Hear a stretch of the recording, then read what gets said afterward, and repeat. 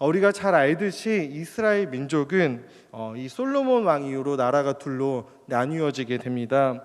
북이스라엘과 남유다 이렇게 둘로 나뉘어지게 되죠. 이 북이스라엘은 10지파로 구성이 되어 있고, 이 북이스라엘은 느밧의 아들 여로보암이 통치하게 됩니다. 반면에 남유다는 다윗 왕조의 계보를 잇고 있는 이 르호보암이 다스리게 되고, 유다 지파와 베냐민 지파 이 두 지파를 르호보암이 통치하게 되는 것이죠.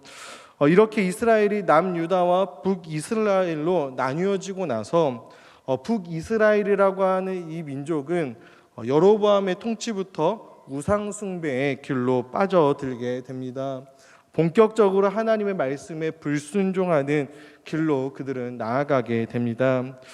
원래 이스라엘 백성들이 하나님을 예배하고 또 하나님께 제사를 드렸던 이 성전은 어디에 있었습니까? 바로 남유다의 수도인 예루살렘에 이 성전이 있었습니다. 그런데 이 북이스라엘의 왕이었던 이 여로보암이 마음 가운데 이런 생각이 들었던 것입니다. 북이스라엘의 백성들이 유대인의 명절이 되어서 이 명절을 지키고 제사를 드리려고 북이스라엘이 아닌 남유다의 수도인 이 예루살렘으로 갔다가 그들의 마음이 유다 왕 르호보암에게 돌아가서 혹 나를 죽이고 르호보암에게 가면 어떡할까라고 하는 생각이 이 여로보암에게는 들었던 것입니다. 그래서 열왕기상 12장 27절 말씀을 보면 이렇게 기록이 되어 있습니다. 제가 읽어보도록 하겠습니다. 만일 이 백성이 예루살렘에 있는 여호와의 성전에 제사를 드리고자 하여 올라가면 이 백성의 마음이 유다 왕 된 그들의 주 르호보암에게로 돌아가서 나를 죽이고 유다의 왕 르호보암에게로 돌아가리로다 하고 라는 이야기를 이 여로보암 왕이 하게 되는 것입니다. 그래서 이 여로보암이라고 하는 이 왕이 어떻게 하냐면 두 금송아지를 만들고 하나는 베델에 또 하나는 단에 두게 됩니다. 그리고 이렇게 말하게 되는 것이죠. 너희는 다시는 예루살렘으로 올라갈 것이 없다.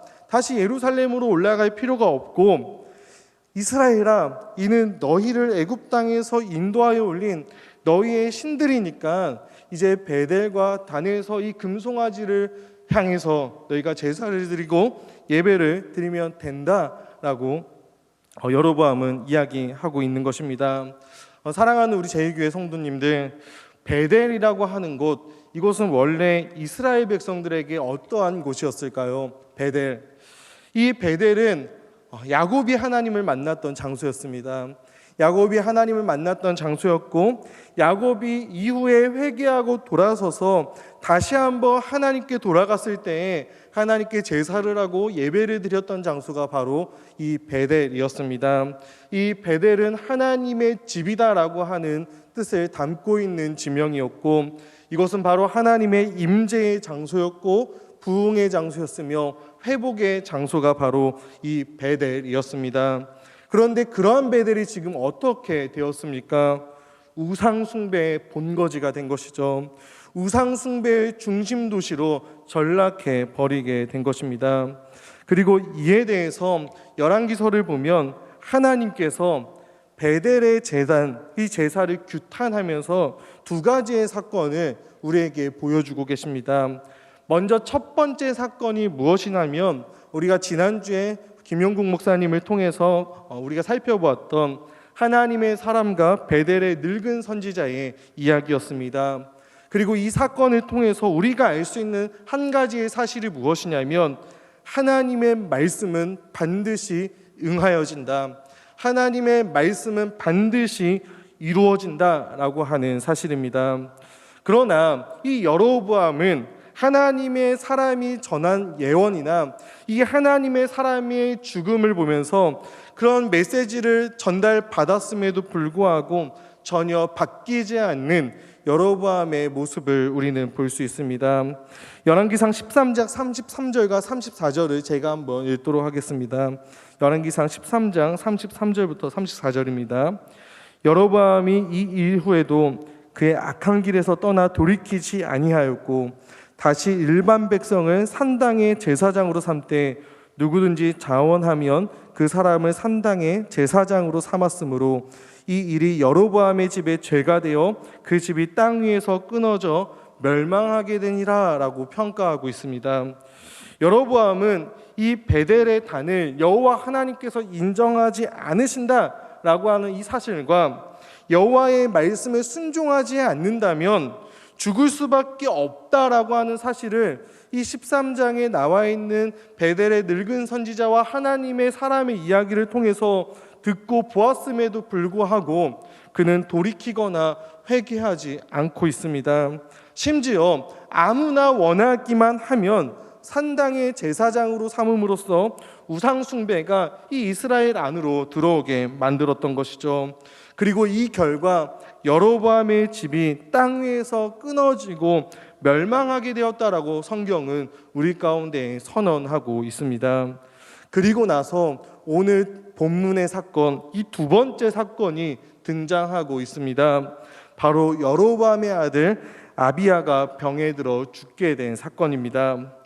이 여로보암은 자신의 아들이 병들자 자신의 아내인 왕후에게 이렇게 말합니다. 너가 왕후인 것을 몰라보게 변장을 해라. 몰라보게 변장을 하여서 예전에 여로보암이 왕이 될 것이다 라고 예언했던 실로의 선지자 아히야에게 떡 10개와 과자 꿀 한 병을 가지고 그에게 찾아가라 라고 그의 아내에게 이야기하고 있습니다. 그러면 이 아히야가 이 여로보암 아들이 어떻게 될지를 알려준다라고 이야기했던 것이죠. 그래서 여로보암의 아내는 변장을 하고 음식을 들고 아히야를 만나러 갔습니다. 그런데 그 당시에 이 선지자 실로의 선지자 아히야는 나이가 많아서 어두워서 잘 보지 못하였던 것이죠. 그는 눈이 어두웠습니다. 이 말은 무엇이냐면 변장을 안 하고 갔어도 이 아히야는 여로보암의 아내를 알아보지 못했을 텐데 심지어 변장을 하고 갔으니 이 아히야가 여로보암의 아내를 알아보는 것은 거의 가능성이 없는 일이었습니다. 하지만 중요한 것은 무엇이냐면 여로보암과 그의 아내는 이 실로의 선지자 아히야 그의 눈은 속일 수 있을지라도 우리 하나님 여호와의 눈은 속일 수 없었던 것입니다. 여호와께서 아히야에게 나타나셨습니다. 그리고 아들의 병으로 인해서 이 여로보암의 아내가 변장하고 올 것인데 그가 오게 되면 너는 그에게 이러한 이야기를 하라라고 말씀하고 계십니다. 그리고 이 아히야가 여호와 하나님의 말씀을 받아서 이 여로보암의 아내에게 이 여호와 하나님의 말씀을 선포하고 있는 것이 바로 오늘 본문 열왕기상 14장 7절부터 16절에 기록이 되어져 있는 것입니다. 그런데 우리가 이 이야기는 이 아히야가 선포한 이 하나님의 말씀을 보면 선지자들이 보통 심판의 예언을 할 때, 심판의 선언을 할 때 패턴이 있습니다. 그러니까 선지자가 하나님의 말씀을 받아서 어떠한 말씀을 선포할 때 패턴이 있는데 이 아히야가 여로보암의 아내에게 전했던 그 말씀을 보면은 그 패턴에 따라서 지금 진행되고 있는 것을 우리는 확인할 수 있습니다. 어떠한 패턴이냐면 먼저는 하나님께서 베푸신 은혜에 대해서 이야기를 합니다. 하나님께서 너에게 이러한 은혜를 지금까지 베풀어 주셨다라고 먼저 이야기하는 것이죠. 그런 다음에 하나님의 은혜에 대해서 이야기하고 나서 그런데 너희들은 지금 무엇을 하고 있느냐? 이 하나님의 은혜를 잊고 너희와 하나님과의 언약을 잊어버리고 너희들이 지금 죄악 가운데 살아가고 있지 않느냐라고 하는 그들의 실상을 고발하는 내용이 담겨져 있습니다. 그리고 마지막은 어떠한 내용이 담겨져 있냐면 그 죄악에 대해서 그 실상에 대해서 심판의 메시지를 선언하고 있는 것입니다. 바로 아히야는 이러한 패턴에 따라서 세 가지 방법으로 지금 여로보암의 아내에게 하나님의 말씀을 선포하고 심판의 메시지를 전하고 있습니다. 첫째로 먼저 7절과 8절을 함께 보겠습니다. 제가 읽도록 하겠습니다. 7절과 8절입니다. 이스라엘의 하나님 여호와의 말씀이 내가 너를 백성 중에서 들어 내 백성 이스라엘의 주권자가 되게 하고 나라를 다윗의 집에서 찢어내어 내게 주었거늘이라고 말씀하고 있죠. 아히야는 지금 여호와께서 여로보암에게 백성 가운데서 너를 일으켜서 주권자로 삼으시고 다윗의 집에서 심지어 10지파를 떼어서 나라를 세우게 해주신 은혜를 먼저 이야기하고 있는 것이죠. 하나님께서 여로보암에게 그런 은혜를 먼저 베풀어 주셨습니다. 그런데 여로보암은 그런 은혜가 있었음에도 불구하고 여러 가지 죄악들을 짓게 되었던 것입니다. 그래서 이 아히야는 이 말씀에 이어서 여로보암이 하나님의 은혜와 하나님의 언약을 잊고 어떠한 죄를 지었는지를 이제 고발하고 있습니다. 먼저는 다윗과 같이 전심으로 여호와를 쫓으며 여호와의 명령을 지키고 정직한 일을 행하지 않았다라고 말씀합니다. 그는 먼저 여호와를 쫓지 않았습니다. 여호와를 쫓지 않으니까 당연히 여호와의 말씀도 여호와의 명령도 지킬 수가 없었습니다. 하나님과 이스라엘과의 맺었던 이 백성들 사이에 맺었던 언약을 그는 잊어버렸습니다. 하나님께서 내가 너희의 하나님이 될 것이고 너희는 나의 백성이 되어라 라고 말씀했던 그 언약을 잊어버렸던 것입니다. 하나님은 여전히 그들의 하나님이 되어주셔서 그들에게 은혜를 베풀어 주시고 여로보암에게 은혜를 베풀어 주셨지만 그 은혜를 잊고 여호와를 쫓지 않고 그의 말씀도 그의 명령도 지키지 않았습니다. 아히야는 지금 이러한 여로보암의 죄를 고발하고 있는 것입니다. 사랑하는 우리 제2교회 성도 여러분, 우리는 어떠할까요? 오늘 이 말씀 앞에 우리의 모습을 함께 생각해 보기를 간절히 소망합니다. 우리는 하나님 앞에 받은 은혜들이 참으로 많이 있습니다. 여로보암이 하나님께 받은 은혜와는 비교할 수도 없는 그런 큰 은혜를 우리는 하나님으로부터 받았습니다. 10지파를 떼어서 나라를 세우게 해주신 정도가 아니라 독생자를 우리에게 주셨습니다. 독생자를 우리에게 주셔서 하나님 나라의 백성이 되게 하셨고, 또한 성령 하나님을 우리에게 보내주셔서 성령 하나님이 이제는 우리 안에 늘 거하시는 은혜를 주셨습니다. 보혜사 성령 하나님께서 우리 곁에서 이제는 연약한 우리를 늘 도와주시는 분으로 우리와 함께 계시죠. 엄청난 은혜가 우리에게 부어졌습니다. 그런데 우리의 삶은 어떠합니까? 물론 안 그러신 분들이 더 많겠지만 우리 또한 우리가 받은 이 은혜가 있음에도 불구하고 여호와 하나님을 전심으로 우리도 쫓지 않고 하나님의 명령과 하나님의 말씀에 따라 살아가지 못할 때가 우리는 혹 있지는 않습니까? 혹은 우리 안에 하나님과 교회 앞에 정직하지 않은 모습이 있지는 않습니까? 사랑하는 우리 성도 여러분, 우리 또한 우리가 하나님으로부터 받은 은혜를 잊는다면, 우리 또한 하나님과의 언약 관계를 잊고 내가 어떠한 존재인지를 잊어버린다면 우리도 언제든지 여로보암처럼 하나님을 전심으로 쫓지 않으며 하나님의 말씀과 명령을 지키지 않으며 하나님 앞에 정직하게 행할 수 없습니다. 그러니 사랑하는 우리 성도 여러분, 오늘도 우리가 반드시 잊지 말아야 할 사실이 있다면 우리가 하나님께 어떠한 은혜를 받았는지를 우리는 결코 잊어서는 안 되는 것입니다. 그 은혜를 우리가 늘 바라보며 붙드시는 우리 모두가 되기를 간절히 소망합니다. 또한 여로보암은 이전 사람들보다 더 악했다라고 오늘 본문은 이야기하고 있습니다. 이전 사람들보다 더 악했다라고 하는 것은 솔로몬보다 이 여로보암이 더 악했다라고 하는 말도 되는 것입니다.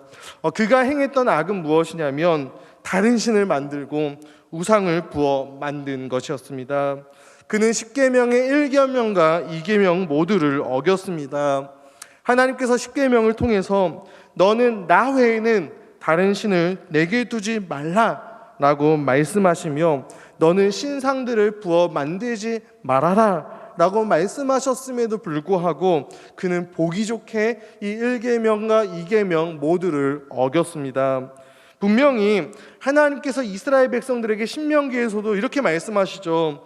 너희들이 내가 아닌 다른 신들을 섬기면 너희들은 저주를 받을 것이다 라고 하나님께서 말씀하시며 약속하셨습니다. 그리고 열왕기상 9장 6절을 보면 하나님께서도 솔로몬에게 또 무엇을 말씀하시냐면 네가 다른 신들을 섬기면 이 땅에서 너가 끊어져 버릴 것이다, 쫓겨날 것이다 라고 말씀하셨습니다. 하지만 솔로몬은 다른 신들을 섬겼죠. 그리고 여로보암은 이 솔로몬보다 한술 더 떠서 금송아지를 만들어 다른 신들을 섬기고 우상을 만드는 악을 범하게 되는 것입니다. 여로보암이 왜 이런 죄를, 잘못을 범하였을까요? 역시나 하나님의 은혜를 잊어버렸기 때문입니다. 먼저는 이스라엘 민족에게 베푸신 하나님의 은혜를 잊어버렸습니다. 하나님은 애굽의 종되었던 그들을 인도해 내셨죠. 하나님의 놀라운 능력과 하나님의 놀라운 은혜로 애굽의 포로되었던 그들을 인도해 내셨습니다. 그들을 구원해 주셨죠. 광야 40년 동안 그들을 지키시고 보호해 주셨습니다. 그리고 마침내는 이스라엘에게 약속하셨던 그 약속의 땅 가나안으로 그들을 인도해 내셨고, 또 다윗과 솔로몬 시기에 엄청난 축복과 은혜도 하나님께서는 이스라엘에게 베풀어 주셨습니다. 그런데 그 모든 은혜를 다 잊어버렸습니다. 그리고 하나님께서 자신에게 베풀어 주신 그 은혜 또한 잊어버렸습니다. 그러니까 무엇을 찾게 되나요? 우상을 찾게 됩니다. 하나님을 잊고 그의 은혜를 잊으니까 우상을 찾게 되는 것이죠. 하나님의 은혜를 잊고 하나님을 쫓지 않으니 하나님이 있어야 될 자리에 다른 무언가가 필요한 것이죠. 하나님을 대체하는 것이 필요한 것입니다. 하나님께서는 우리의 마음 안에 하나님을 알만한 것들을 우리에게 허락해 주셨고 그러한 감각을 주셨는데, 하나님을 그걸로 찾지 않으니 타락한 인간은 그 자리를 다른 신으로 대체하고 다른 신으로 채워나가는 것이죠. 우상을 부어 만듭니다. 우리가 출애굽기를 보아도 이스라엘 백성들이 애굽에서 베푼 하나님의 은혜를 기억하지 못하니까 그들이 금송아지를 만들며 이것이 우리를 애굽에서 인도해 낸 신이다 라고 말했던 것처럼, 하나님의 은혜를 기억하지 못한 이 여로보암은 다른 신을 만들고 우상을 부어 만들고 있는 것입니다. 사랑하는 우리 성도님들, 우리도 마찬가지죠. 우리가 하나님의 은혜를 잊고 하나님을 전심으로 쫓지 않으면 우리도 자꾸만 그 자리를 다른 것들로 대체하려고 합니다. 종교개혁자 존 칼빈이 말했듯이 우리의 마음은 우상 공장 같아서 끊임없이 다른 우상들을 우리의 마음은 찍어냅니다. 하나님만이 채울 수 있는 공간이 우리 안에 있는데 하나님의 은혜를 잊어버리고 하나님을 쫓지 않으면 우리는 하나님만이 채울 수 있는 우리의 공간을 자꾸만 다른 것으로 우리 또한 채우려고 하는 것이죠. 그리고 하나님만이 채울 수 있는 우리의 공간을 마치 다른 우상들도 채울 수 있는 것처럼 우리는 그렇게 살아가게 되는 것입니다. 그게 때로는 돈이 될 때가 있습니다. 그게 때로는 관계가 될 때도 있고, 그게 때로는 권력과 명예가 될 때도 있습니다. 그리고 그게 때로는 사람이 되기도 합니다. 이처럼 하나님을 잊어버리고 하나님을 떠난 자들의 결국은 끊임없이 우리 안에서 우상을 찍어내고 우상을 만들어내는 것입니다. 그리고 마지막으로 여호와께서 선지자를 통해서 여로보암의 죄에 대해서 이렇게 고발하고 있습니다. 나를 노엽게 하고 나를 너의 등 뒤에 버렸도다. 그의 죄는 바로 여호와 하나님을 노엽게 하는 죄였습니다. 여기서 노엽게 하다라고 하는 이 동사, 히브리어 동사 카스는 열왕기서에 20번이나 사용이 됩니다. 그런데 이 20번 동안 여로보암에 관련해서 처음 사용이 되고 있습니다. 이 열왕기서는 여호와 하나님을 노엽게 한 첫 번째 왕이 바로 이 여로보암임을 우리에게 알려주고 있는 것이죠. 게다가 이 열왕기에서 이 여호와를 노엽게 하다라고 하는 이 언급은 여로보암과 관련해서만 총 8번이나 사용이 되고 있습니다. 여로보암이 행한 모든 죄로 말미암아 하나님을 노엽게 한 것, 이것이 그가 가지고 있었던 가장 큰 죄였던 것이죠. 그리고 결국에 이 여로보암은 이스라엘의 하나님 여호와를 그의 등 뒤에 버리게 되었던 것입니다. 이렇게 아히야는 여로보암의 죄가 무엇인지를 지적한 후에 이제 심판의 메시지를 이어서 선포하고 있습니다. 그 심판의 메시지의 내용은 참으로 무시무시한 내용이 담겨져 있습니다. 오늘 본문 10절과 11절을 제가 읽도록 하겠습니다. 그러므로 내가 여로보암의 집에 재앙을 내려 여로보암에게 속한 산에는 이스라엘 가운데 매인자나 노인자는 다 끊어버리되 거름더미를 쓸어버린 같이 여로보암의 집을 말갛게 쓸어버리지라. 여로보암에게 속한 자가 성읍에서 죽은즉 개가 먹고 들에서 죽은즉 공중의 새가 먹으리니 이는 여호와께서 말씀하셨음이니라 하셨나니. 아멘. 무시무시한 선언을 지금 내리고 있습니다. 여로보암에게 속한 남자는 모두 다 끊어버릴 것이다 라고 말씀하십니다. 심지어 장례조차도 치르지 못할 것이라고 예언하시죠. 거름더미를 다 태워버림 같이 여로보암의 집을 다 태워버릴 것이고 시체를 개와 공중의 새가 먹어버릴 것이다 라고 선언하십니다. 그리고 이 심판의 첫 번째 집행은 즉각적으로 이루어질 것을 예언하고 있습니다. 12절과 13절의 내용을 보면 여로보암의 아내가 성읍으로 들어갈 때, 다시금 성읍으로 들어갈 때 그의 발이 성읍에 닿자마자 이 아들이 죽을 것이다 라고 이야기하죠. 그리고 또 하나의 예언은 14절에 나와 있습니다. 여호와께서 이스라엘의 한 왕을 일으키실 것인데 그가 그날에 여로보암의 집을 끊어버리리라. 언제냐 하니 곧 이제라 라고 말씀하시죠. 이것은 바로 무엇을 말씀하시는 거냐면 여로보암의 아들 나답의 경우를 이야기하고 있는 것입니다.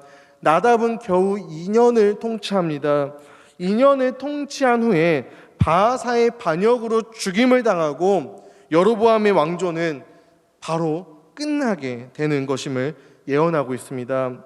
여로보암의 통치를 20년이라고 보았을 때 이 나답의 2년과 합치면 여로보암의 왕조는 불과 22년 만에 종말을 맞게 되는 것입니다.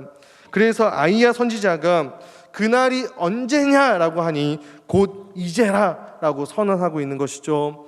이렇게 한치 앞에 있는 이 일에 대해서, 심판에 대해서 예언한 후에 그리고 나서 먼 미래에 대한 심판을 선언하고 있습니다. 그것이 바로 15절과 16절의 내용입니다. 제가 읽도록 하겠습니다.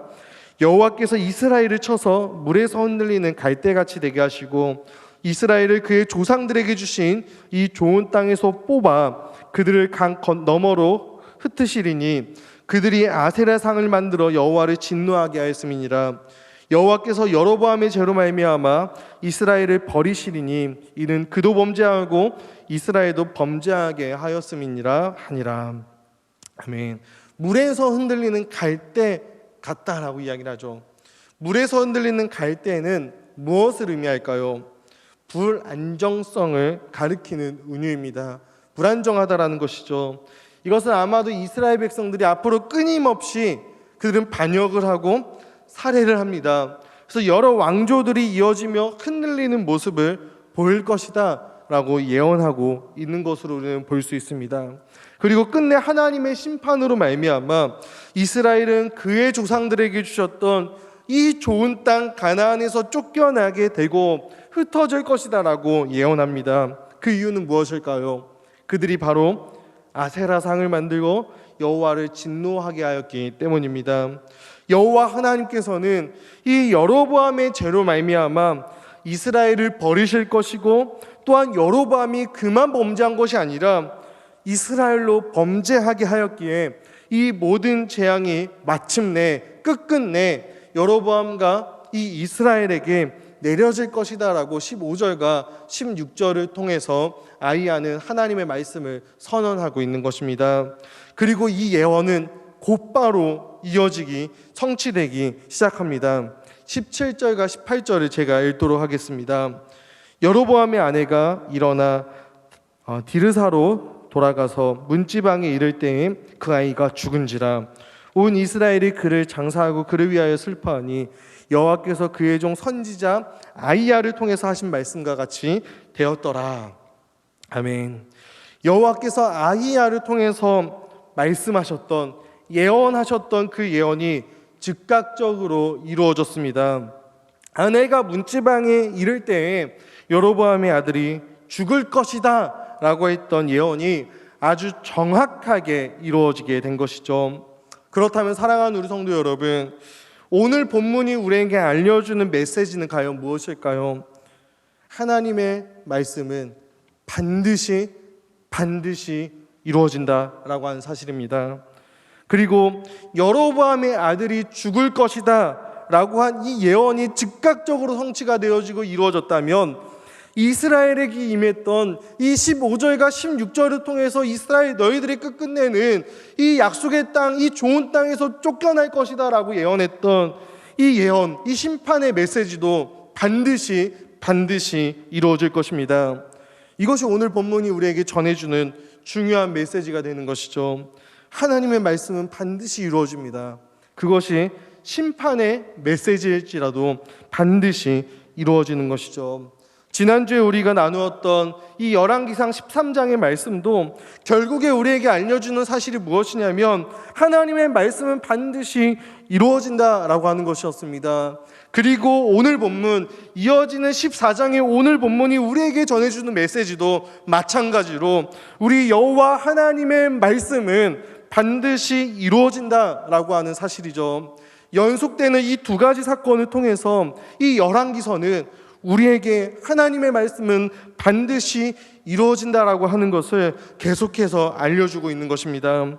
솔로몬의 배교 이후에, 그리고 여로보암의 베델의 이 제사와 우상 숭배 이후에 이 이스라엘은 급속도로 타락의 길로 빠져들게 됩니다. 그리고 그들을 향한 하나님의 심판의 메시지가 결국에는 다 이루어졌습니다. 다른 신들을 섬기면 너희들이 저주를 받을 것이고 다른 신들을 섬기면 너희가 이 약속의 땅에서 끊어져 버릴 것이다 라고 했던 그 말씀이 다 이루어지게 된 것이죠. 그들은 아수르에게 멸망했고 그들은 바벨론에게 철저하게 멸망하였습니다. 그들은 이제 바벨론의 포로로 끌려가게 된 것이죠. 약속의 땅에서, 그 좋은 땅에서, 젖과 꿀이 넘쳐 흘렀던 그 땅에서 그들은 끊어졌습니다. 하나님의 말씀이 다 이루어졌습니다. 사랑하는 우리 제1교회 성도 여러분들, 이 열왕기서는 바벨론 포로기를 살아가는 이스라엘 백성들에게 하나님께서 주신 책입니다. 즉 1차 독자, 첫 번째 독자가 바벨론 포로기를 살아가는 이스라엘 백성들이 바로 이 열왕기서를 처음 읽었던 독자였던 것입니다. 그들은 망했습니다. 그들은 비참했습니다. 그들의 현실은 암울했습니다. 그들이 망한 이유는 하나님이 불신실했거나 하나님이 성실하지 못해서가 아니었습니다. 그들이 망한 이유는 그들이 불성실하고 그들이 신실하지 못했기 때문이었습니다. 그들은 하나님에 대해서, 하나님의 말씀에 대해서 신실하지 못했습니다. 오히려 반대로 하나님은 언제나 신실하셨습니다. 언제나 자신이 말씀하시고 약속하신 모든 것을 다 지키셨습니다. 그리고 하나님께서 말씀하셨던 대로 이스라엘은 다 망해버렸습니다. 약속의 땅에서 끊어졌으며 흩어졌으며 바벨론으로 포로로 끌려갔습니다. 아히야를 통해서, 이 실로의 선지자 아히야를 통해서 여로보암의 아들이 죽게 될 것이다 라고 했던 그 말씀을 이루신 하나님께서 똑같이 아히야를 통해서 말씀하셨던 이스라엘을 향한 심판의 메시지 또한 이루셨습니다. 왜 그럴까요? 그들이 하나님을 떠나 우상을 숭배하였기 때문입니다. 하나님을 버렸기 때문입니다. 사랑하는 우리 제2가족 성도 여러분들, 그렇다면 이 열왕기서를 읽고 있는 이 1차 독자인 이 바벨론 포로기의 이스라엘 백성들에게 이 말씀을 주신 이유가 과연 무엇이었을까요? 바로 그들이 배워야 하는 것이 있었기 때문입니다. 그들에게 주실 교훈이 있었기 때문입니다. 이스라엘은 지금은 바벨론 포로기 가운데 있지만 그들은 완전히 망하지 않습니다. 완전히 망할 수가 없습니다. 왜 그럴까요? 이스라엘을 향한 하나님의 심판의 말씀이 이루어졌듯이 이스라엘을 향한 하나님의 회복의 말씀도 반드시 이루어질 것이기 때문입니다. 그래서 이스라엘은 망하고 싶어도 완전히 망할 수는 없습니다. 하나님께서 다윗에게 약속하셨습니다. 사무엘하 7장 13절과 16절을 제가 읽어보도록 하겠습니다. 나는 그의 나라 왕위를 영원히 경고하게 하리라. 나는 그에게 아버지가 되고 그는 내게 아들이 되리니 그가 만일 죄를 범하면 내가 사람의 매와 인색의 채찍으로 징계하려니와 내가 내 앞에서 물러나게 한 사울에게서 내 은총을 빼앗은 것처럼 그에게서 빼앗지는 아니하리라. 내 집과 내 나라가 내 앞에서 영원히 보존되고 내 왕위가 영원히 경고하리라 하셨다라고 하나님께서 말씀하셨고 약속하셨기 때문입니다. 그래서 이스라엘은 망할 수가 없습니다. 이스라엘이 망하지 않는 이유는 그들이 잘나서가 아니라 하나님의 언약이 있었기 때문입니다. 하나님의 언약에 근거하여서 그들은 망할 수가 없었기 때문이죠. 이스라엘을 향한 심판의 메시지가 성취되었듯이 다윗에게 약속한 이 하나님의 말씀도 반드시 이루어질 것입니다. 그래서 이스라엘은 망하지 않습니다. 망하더라도 하나님이 반드시 다시 회복시키십니다. 완전히 망한 일은 없는 것이죠. 회복의 메시지도 반드시 성취가 될 것입니다. 그들은 완전히 망할 수 없고 완전히 망하지 않을 것이기 때문에 반드시 이 바벨론 포로기를 통해서 그들은 무언가를 배워야만 하는 거예요. 무언가를 깨달아야만 하는 것이죠. 그들이 이대로 완전히 망할 것이라면 그들에게 열왕기서가 주어질 이유도 주어질 필요도 없었습니다. 그렇다면 그들은 무엇을 배워야만 했을까요? 그들이 배워야 했던 것은 이것입니다. 너희는, 이스라엘아, 너희는 하나님을 떠나서 결코 살아갈 수 없는 존재들이다. 이스라엘아, 너희들은 이방의 신을 섬겨야 하는 존재가 아니라 바알과 아세라를 섬기는 그런 존재가 아니라 나 여호와 하나님만을, 유일하신 하나님만을 섬겨야 하는 자들이다. 그리고 그러한 너희들을 통해서 내가 오직 나 여호와 하나님만이 유일한 하나님임을 너희를 통해 열방이 알도록 할 것이다. 그것이 너희를 향한 나의 목적이란다. 그렇기 때문에 너희들은 내가 아니고서는 설명할 수 없는 자들임을 기억하거라. 이것을 이스라엘은 반드시 배워야만 했습니다. 그래서 열왕기는 이것을 보여주고 있는 거예요. 다른 신을 경배하면 내가 너희들에게 준 땅에서 끊어버릴 것이다 라고 말씀하셨던 그 하나님의 말씀이 다 이루어졌음을 이 열왕기서는 그래서 우리에게 보여주는 것이죠. 그리고 이것이 하나님의 말씀의 성취임을 보여주기 위해서 여로보암의 베델 제사를 규탄하신 이후에 13장과 14장을 통해서 하나님의 말씀이 성취되는 두 가지 사건을 우리에게 보여주고 있는 것입니다. 이스라엘은 이 두 가지 사건을 반드시 기억해야만 했습니다. 하나님의 말씀은 반드시 이루어진다라고 하는 것과 그들은 늘 언제나 하나님 편에 서야 한다라고 하는 사실이죠. 사랑하는 우리 성도 여러분, 오늘 말씀을 맺도록 하겠습니다. 오늘날 우리가 살아가는 이 시대는 바벨론 포로와 같은 시대를 우리가 살아가고 있다고 생각을 합니다. 교회가, 그리고 우리가 하나님께서 베풀어 주신 은혜가 우리에게 참으로 많았습니다. 하나님께서 우리에게 베풀어 주신 수많은 은혜와 축복들이 있었음에도 불구하고 우리가 그것을 잊어버렸습니다. 하나님의 자녀답게 살아가는 일, 하나님의 백성답게 살아가는 일, 거룩하게 살아가는 그 일에 우리가 실패할 때가 참으로 많았습니다. 그리고 세상의 가치관과 세상의 기준이 어느 순간 우리 한국교회 안으로 순식간에 들어와 버렸습니다. 하나님의 말씀이 우리의 기준이 되기보다 세상의 가치관이 우리의 기준이 되었고 적용점이 되었습니다. 오늘날 이러한 모습은 안타깝지만 조국교회의 현실이다라고 하는 것을 우리는 부정할 수가 없습니다. 세상의 가치관과 세상의 기준에 교회가 포로가 되어 버렸습니다. 그리고 우리는 그렇게 살아가고 있습니다. 그런데 이러한 모습이 바로 저와 우리 여러분들에게 없냐라고 질문했을 때 우리 또한 별로 자신이 없을 때가 있습니다. 그리고 그 결과 오늘날 이 조국교회, 한국교회는 세상 앞에 비참한 현실을 살아가고 있습니다.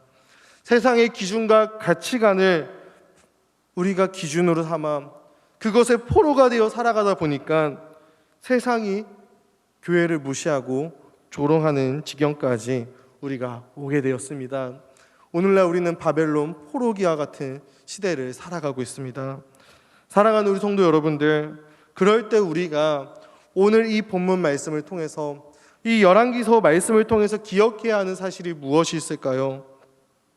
우리 또한 하나님을 떠나서는 결코 살아갈 수 없는 존재임을 다시금 깨달아야 하는 것입니다.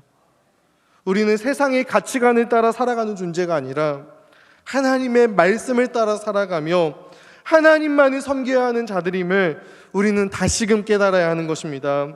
하나님이 아니고서는 설명할 수 없는 그런 자들이 바로 나이고 우리이고 교회임을 우리는 다시금 깨달아야 하는 것입니다. 하나님 편에서 늘 하나님을 선택하며 살아가야 하는 자들이 바로 우리임을 우리는 다시금 붙잡고 기억해야 하는 것입니다. 하나님의 말씀이 우리의 삶의 유일한 규범이요 법칙임을 우리는 늘 기억해야만 합니다. 이것이 바벨론 포로기와 같은 이 시기를 살아가는 우리가 반드시 기억해야 할 사실이 되는 것이죠. 또한 우리가 그 가운데 바라보아야 할 것이 무엇입니까? 하나님의 말씀은 반드시 이루어진다라는 사실입니다. 하나님의 말씀은 다 이루어졌습니다. 여로보암 시대에도 바벨론 시대에도 하나님의 말씀은 다 성취가 되었습니다. 그리고 그 말씀은 예수 그리스도의 오심과 죽으심과 부활하심으로 이루어졌습니다. 그리고 그 하나님의 말씀이 우리에게 약속하길 하나님의 자녀들, 하나님의 교회는 결코 망하지 않는다라고 하는 것을 우리에게 약속하십니다. 지금 우리가 바벨론 포로기와 같은 시기를 걷고 있는다 할지라도 주의 몸된 교회는 결코 망하지 않을 것입니다. 주의 백성인 우리는 결코 망하지 않을 것입니다. 왜 그럴까요? 하나님께서 우리에게 약속하셨기 때문입니다. 하나님을 사랑하는 자, 곧 그의 뜻대로 부르심을 입은 자들에게는 모든 것이 합력하여 선을 이룰 것이다. 이 약속의 말씀을 붙드시기 바랍니다. 그러니 사랑하는 우리 제2교회 성도 여러분, 오늘 하루 그리고 우리의 평생의 삶 가운데 이 하나님의 약속의 말씀을 믿으며 하나님 편에서 하나님 편에 붙어있는 이 싸움을 포기하지 않는 우리 모두가 되기를 간절히 소망합니다.